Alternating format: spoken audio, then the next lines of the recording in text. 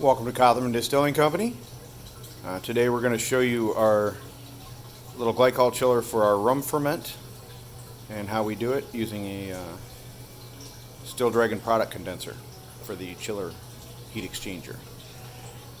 So in here we have a 1,000-liter or so batch of molasses fermenting. We're using D022 yeast. We did the molasses addition in 3 steps. We did 50% of the fermentables, 30%, and then 20%. And the rest is water. All the water was added at the beginning. So we have a small circulation pump at the bottom.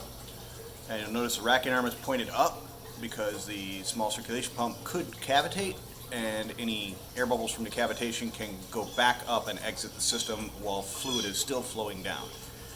Then we have a valve and we have a little flow meter there. This is so we have flow. We have a clear section of tubing so we can see if there is foam. It will be a lot more white if there is. Then we have the Still Dragon 2-inch product condenser. And then we go up to a T. That's used for adding more molasses on the second and third editions. Actually the first edition too.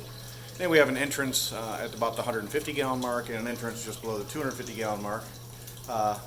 That keeps excessive splashing, but we want aeration at the beginning, so we do it from there.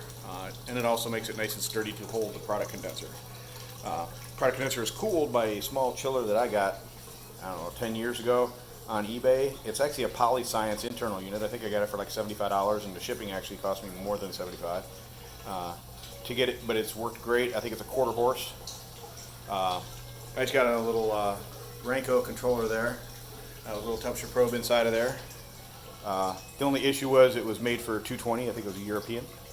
So, and then also controlling that on that flow meter note, that's actually connected up here to a Sonoff Dual.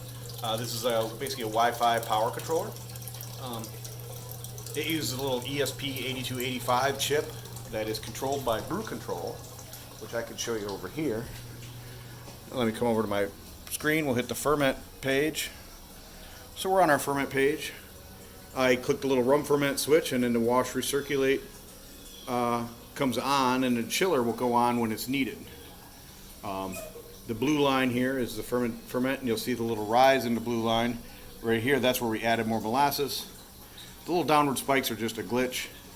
And the orange line is the temperature, so you can see here that the chiller kicked on, and it kicked off and it's back up, but it doesn't have to kick on anymore.